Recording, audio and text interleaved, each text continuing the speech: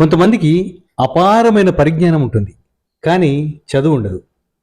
కొంతమందికి కావాల్సినన్ని సర్టిఫికెట్లు ఉంటాయి, కానీ ఆ పరిజ్ఞానం ఉండదు.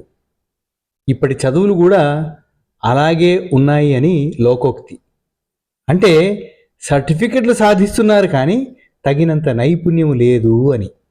అంటే ఆ రకంగా విద్యాసంస్థలు విద్యార్థుల్ని తీర్చిదిద్దడం లేదు.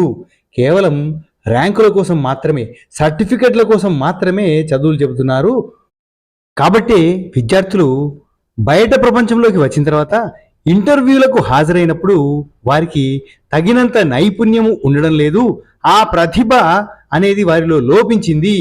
కాబట్టే ఇంటర్వ్యూలలో ఫెయిల్ అవ్వడము, ఉద్యోగాలు దొరక్కపోవడము అనేది జరుగుతుంది. ఈ అంశం ఆధారంగానే మనం ఈరోజు వేసుకున్నటువంటి కార్టూను. ఇక్కడ ఆ టేబుల్ దగ్గర కూర్చున్నటువంటి వ్యక్తి ఇంటర్వ్యూ తీసుకుంటున్నాడు. ఇక మొదట నిలబడినటువంటి వ్యక్తి అటెండర్ అనుకుంటాను. రెండవ వ్యక్తి సర్టిఫికెట్లు చేతిలో పట్టుకున్నాడు, కానీ అతనికి నైపుణ్యము లేదు. ఇక మూడవ వ్యక్తి, ఆయన హుందాగా అలా నిలబడి ఉన్నాడు, కానీ అతని దగ్గర ఒక్క సర్టిఫికెట్ కూడా లేదు. అంటే ఇతనికి నైపుణ్యం ఉంది, కానీ సర్టిఫికెట్లు లేవు. ఇది సంగతి. ఇప్పుడు మొదట నిలబడినటువంటి వ్యక్తి, ఈయనవన్నీ ఒరిజినల్ సర్టిఫికెట్లు, నైపుణ్యం లేదు. ఆయనవన్నీ ఫేక్ సర్టిఫికెట్లు, నైపుణ్యం చాలా ఉంది అని చెబుతున్నాడు.